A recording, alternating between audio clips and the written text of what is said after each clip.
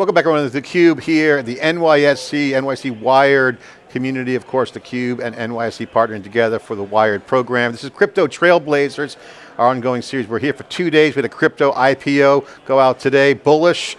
Another crypto company going public, going mainstream, and as blockchain and crypto start to change how the institutions and the financial money systems work, the mainstreaming of crypto is continuing to happen. The window is open. Luigi DeMeo is here. He's the chief strategist of Ava Labs.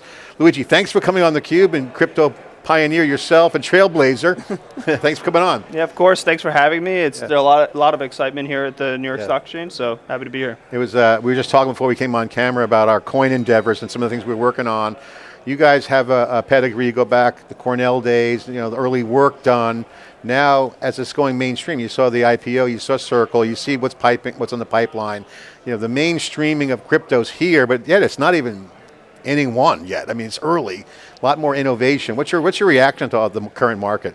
Yeah, I mean, it's in a lot of ways it's a blessing, right? Now, the last 3 years prior to the last 6 months were very challenging.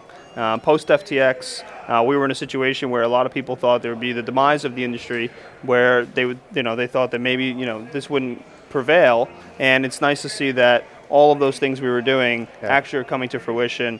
Tokenization of assets, BlackRock, as you said, Stripe, all of these institutions realizing the value of this technology and bringing it to mainstream. So I couldn't be more excited. I tell people like FTX was a delay, basically delayed the inevitable for a year. And this is always going to happen. I mean, the previous regime on the government side, COVID, FTX, just really bad timing all around. Just kind of like, okay, flush it through the system. Now game's on. What do you guys do? Explain your business, because you have a fascinating opportunity. Explain what you guys do, how you guys are set up, Ava Labs, what does that entail? We'll set the table. Sure. I work at Ava Labs.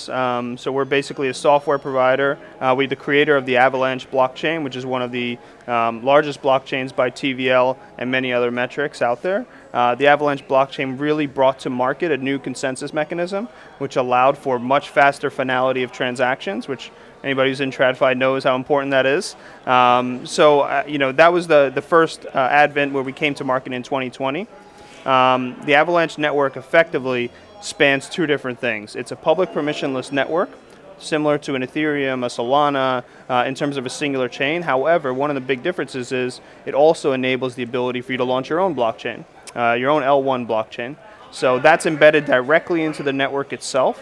So you have the public permissionless chain and a bunch of other L1s. For example, FIFA launched an L1 on Avalanche. MapleStory, one of the largest IPs in Korea in terms of gaming, launched their own L1 on Avalanche. So there are many different chains that actually can communicate and interoperate just like the internet, and that's how the architecture is constructed. So it's dissimilar in a lot of ways to the layer 2 and Ethereum architecture, and it's also different than the Solana singular architecture. And your customers come to you because they don't want to build one, or use the public. What's the rationale? Give us the use case. For sure. So public chains are good for a lot of things, right? You have utmost security. You can get started permissionlessly. The infrastructure initial costs are lower. And that's where DeFi and standard liquidity is prevalent. So we always saw the need, and we started with the initial hub chain, let's call it, that is going to be the public permissionless chain. But clients, depending on their use case, may want their own environments. They might want to customize the entire stack, and that's where the L1 offering that we have, has really been something that they enjoy. At Ava Labs, we actually have a provider called AvaCloud, which spins up these L1 blockchains within minutes. It's a GUI. You go there, you click a few buttons, and you can get your own chain started. Obviously, that's the simple form, but these can get pretty complex. But what we're seeing is institutions and enterprises want to customize their own environment. Kind of like they want an IT shop for their own on-premise, right? Exactly. It's on-prem versus cloud is a good example. So I do think you're going to see the smaller, less sophisticated start with a provider like an AvaCloud, and then companies that have unlimited resources, they may be more willing to invest in full teams to build out a profile of some of these innovators that are trailblazing with you on this. Obviously, they know DeFi, they know decentralized market, but as people start to realize, like us, hey, maybe we want to reboot our CUBE chain. what do we do? Like we would probably want to have a proprietary, not proprietary, but our own offering to customize some of the mechanics. Yep. Is that the use case? And are they newbies, or are they just technical dudes who or gals that know what to do? Like what's the makeup of some of the people, kind of early adopters and then the fast followers? Yeah, it's a great question. I mean, it really spans the gamut. Like we have early startups and developers that launch chains, like for example, Dexalot is Essential Limit Order Book. That's its own chain that you can trade on. There's DeFi Kingdoms. It's like a pixelized game, for example, that they built their own chain for their community. And then you have the FIFAs, the Maple Stories, Gunzillas, with Off the Grid. It's a very big PlayStation, Xbox game that there's the blockchain powering all the movement of assets. So I don't know if you have kids, but my kids play a lot of Roblox and Fortnite, and they move these assets all the time. Well, this is all blockchain enabled, meaning they actually own and retain. Yeah. They got that knife that's worth 40 grand now. Exactly. It's like, okay, so this is an asset play, and I want to ask this question because I know this comes up. I get this question a lot, so I'll ask you. Luigi, what about database? I can just do a database. I'm like, why do I need my own blockchain? It's a great question. So answer that question, because that's the most frequently asked question. Yeah. So there's a lot of value depending on what your use case is and actually it being a blockchain. For example, one, you may want to do something with integration partners whereby the actual integration on an EVM smart contract level is much easier than an API call across different disparate databases. So the fact that everybody's speaking the same language, right, and they have different value, they can actually do a smart contract and interact. So for example, let's say I'm an olive oil producer and I have my own blockchain and everything's on the supply chain and whatnot, and then one of my producers or somebody in the supply chain wants to actually send me value or an asset, we can use the chain, we can have an automatic trigger in a smart contract when a transaction is done. You can't do that in a database. You can't move value seamlessly without an intermediary. I can maybe sell my stock, my stock option on the chain. Exactly. And then if we get more financial, right? Like you think about a credit default swap or something like that. You can create an asset like that. Have when the constituents change in the actual index for a CDS, you can have something where there's an automatic trigger for that, or variation margin that's automatically paid out. So blockchains really allow for the movement of value in a way that the internet before blockchain never was. Who are your top customers right now? Are you targeting, is it horizontal market for you? Is it more financial institutions? What are your top focus areas in terms of what you're optimizing for? Yeah, it's a great question. I'd say we're obviously deeply focused on the financial institutions and all financial use cases in terms of RWAs and whatnot. They got the assets. They have the assets. It's also the team's background. I worked at Citi for a number of years.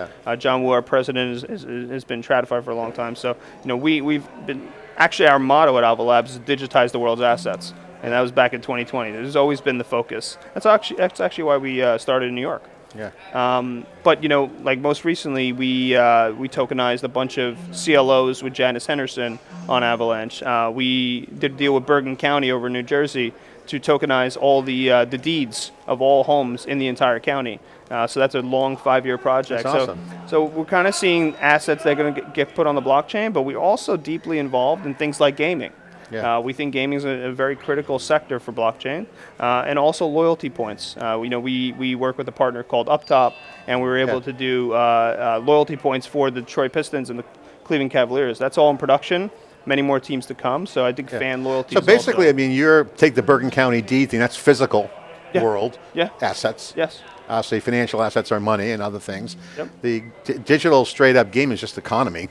Yeah. So that an economy can run. Exactly. Basically, kind of the old ICO days. So you're really looking at more of the dynamics of what the situation is. Yeah. Assets. That's exactly right. Assets. All right. So what's your assets on the blockchain because they can become RWA is hot right now. I think everything's going to be on the chain. Stablecoins. Obviously. Everything will be tokenized. I think the forest will be tokenized. Ultimately, everything physical will be digitized from a value standpoint. It's inevitable in my mind. Okay. So talk about the competition. It seems frothy out there that everyone seems to, and their mother seems to have an L1, L2 alternative. Yeah. Especially after the NFT craze and Solana's success, just the rise of multiple chains. You had put a LinkedIn post I just read that even some of the big companies might vertically integrate their own chains and offer it as a service. What's the landscape like? And as you guys vector it out, so you got your core competency. What's the landscape look like from a competitive standpoint, and then what are you guys doing to differentiate? Yeah, great question. So I think there's, like at the end state is going to look something like 3 to 5 public chains that anybody can run a node for, interact with. That's where all the liquidity will reside, et cetera. However, there's going to be a ton of purpose-built enterprise type chains as well, because it's just a better infrastructure to work on, and it's easier to interoperate with the public chains out there if you have your own chain for your corporation as well. We recently saw the announcement by Circle to launch their own L1 chain. We recently saw the announcement by Stripe to launch their own L1 chain. Every company will have their own chain. Why are they doing that? There's a number of use cases. Circle, it's for a payment network that they're trying to build. For Stripe in particular, they haven't given a ton of details because that kind of leaked, but my assumption is they're trying to take all their integration partners and be able to put them on one chain and then make them like a little bit more of a developer community and be able to provide tools for them. But also they want a lot of that payment value is flow. going to be created there. 100%. 100%. I mean, Hyperliquid is an L1 blockchain where everybody trades perps these days. That's a $40 billion asset. There's a lot of value in, launching an L1 chain that owns a market. Yeah. So I think if you're Stripe, if you're a company like that, the way for you to move the needle, there's only so many things you can do to move that kind of value. One theme that's come up a lot on the Crypto TrailBlazers, I want to get your opinion on this or thoughts, is data moats. Mm-hmm. You hear that a lot in Gen AI area. Yeah. We have a data moat. Everything's going to go GPU, everything's going to go who's got the most horsepower, process, clearing, stuff, whatever. There's a lot of data that you can put on these chains. Yeah. That's a data moat opportunity, so obviously I can see why they would do that, those chains. Makes sense if you got data and you got community. Yeah. It may not be the biggest, but it's them kind of creating a data moat. Yeah. If I'm looking to do that, how do I do that? Or what's your view of the data moat and the DeFi side of it and decentralized side? And how do I take my physical assets and put it into a data moat so I don't have to build a super neo cloud to compete? Yeah, it's interesting. I mean, I think one of the benefits of blockchains is that the data is like readily accessible, but also programmable. So if you think about the way DTCC works, for example, or something like that, people have to download data, reformat it, do whatever they want to do to construct their own analysis.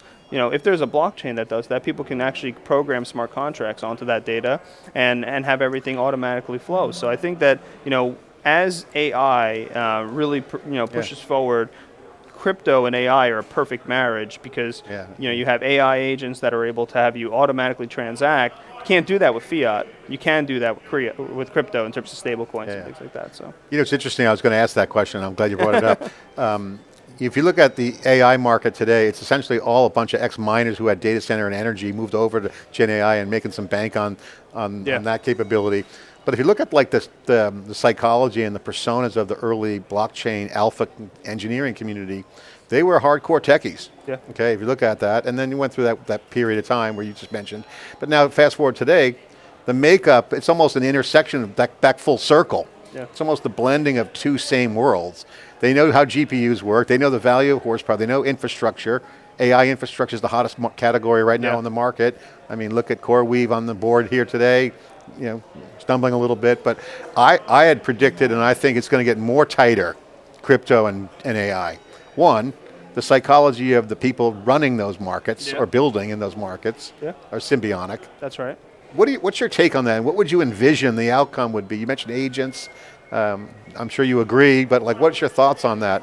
Yeah, I mean, I think having agents that are able to autonomously do simple tasks is going to be, one of the biggest trends in the next 5-10 years, maybe 2 to 5 years actually. And crypto is the only tool that they can use to actually move value, because an AI agent is going to be difficult for them to set up a bank account, and all that kind of stuff. But they can move stablecoins frictionlessly. They can, collect data frictionlessly, and they can actually, work on that data. Right? I've seen a lot of different AI platforms trying to actually learn on blockchain data for different trading models, and that's really interesting because blockchain data is publicly accessible. Yeah. So they can actually build really interesting models around that.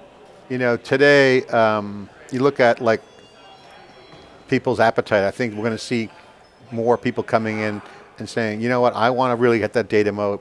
I have Gen AI, I have the energy on both sides. Maybe that might be relevant for some of the bigger players. But let's just take a use case. I think there's going to be a large market for you because I would envision someone saying, I can have a data moat. So what would be your kind of advice to help someone squint through the BS? Because if there's a lot of chains out there, I don't know which one to buy. Like there's no buyer's guide. Like, so take me through, what should I look at? What's the key criteria?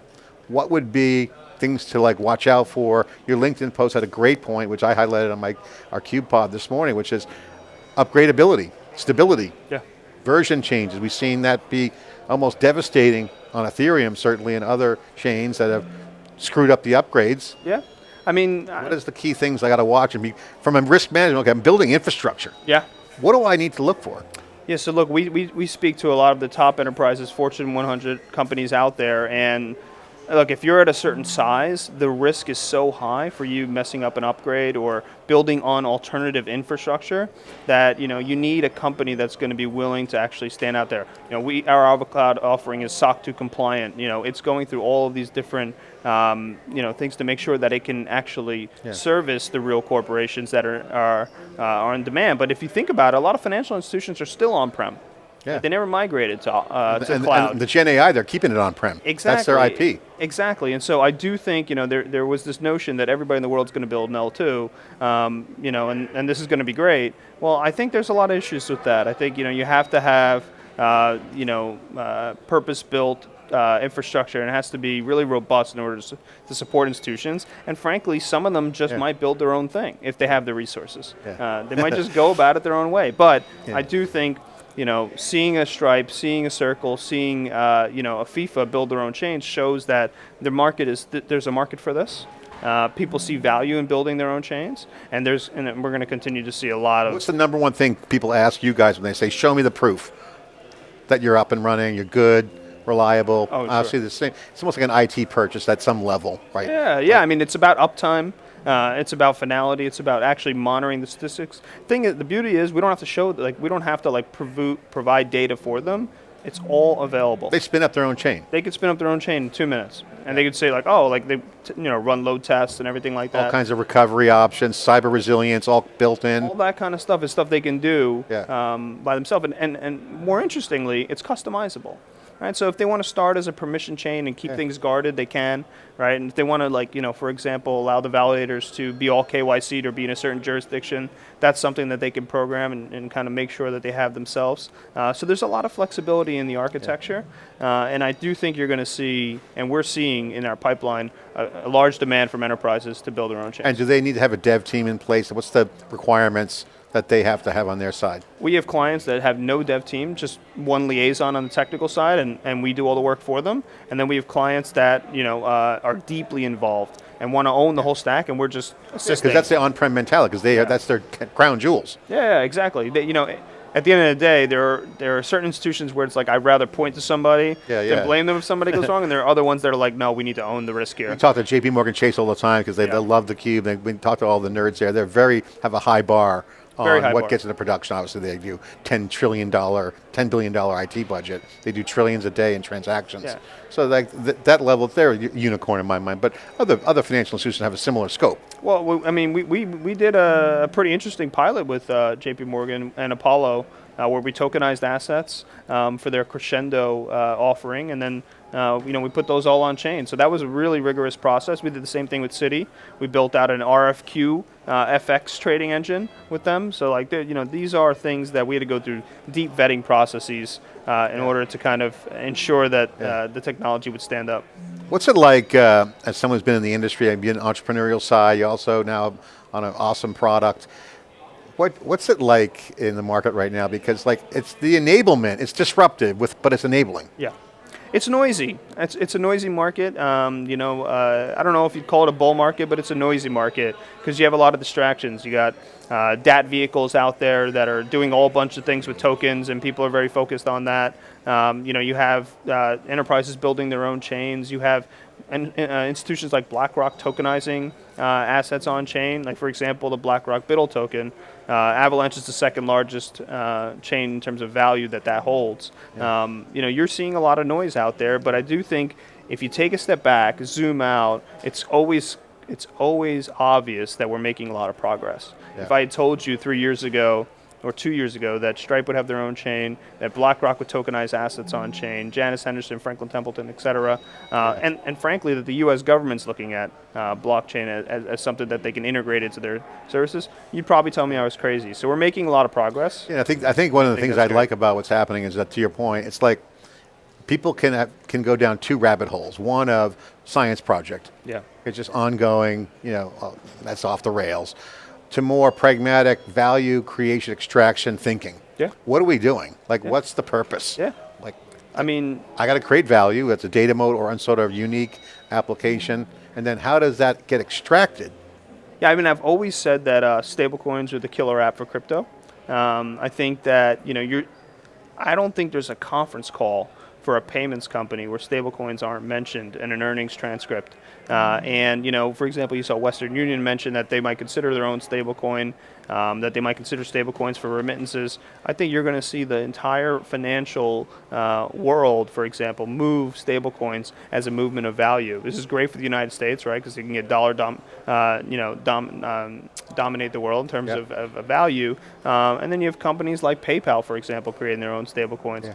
There's a real competition to figure out who's going to. Is there too many stable coins? Is there irrelevant as long as it's pegged to the dollar? It's irrelevant. Every company, for the most part, will have their own stable coin.